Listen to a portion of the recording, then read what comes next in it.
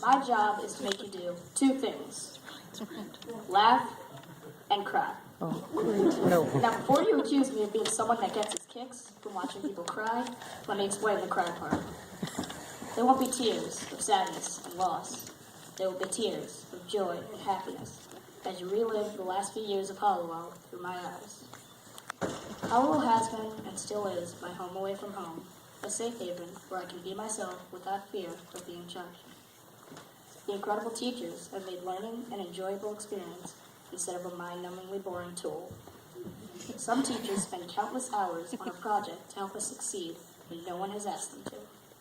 That shows that this is more than some lousy job to them, and that they actually care about our education and our general well-being. I'll personally like to thank every teacher that has spent more than 1 minute of their personal time on some activity that was not necessary for them to do. Like when Miss Becker spends hours of her night making smart responses for our quizzes and texts. Or when Miss Lynette spends time away from her newborn baby to make PowerPoints for our books that we are reading as a class. Or don't forget when Miss Schrader spends her well-deserved free time finding websites and plays that are fun. Hollowell has a certain sentimental value that cannot be disrupted by time.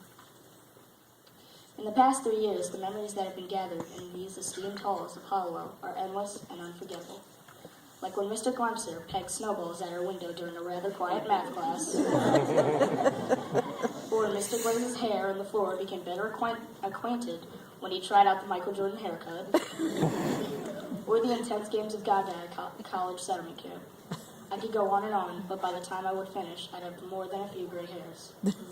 I've gained a lot of friends, but I've also gained 3 brothers: Kevin Ailman, Stephen Portelli, and Nick Fisichella. Each have made a huge impression on my life. They deal with me day in and day out, which in itself is an accomplishment. All joking aside, I'm grateful for them. We have all had our ups and downs, but we have all learned from our mistakes and have all blossomed into amazing kids. I couldn't be happier with my grade, even though you might not think that. And remember those 2 objectives I had in the beginning? How'd I do?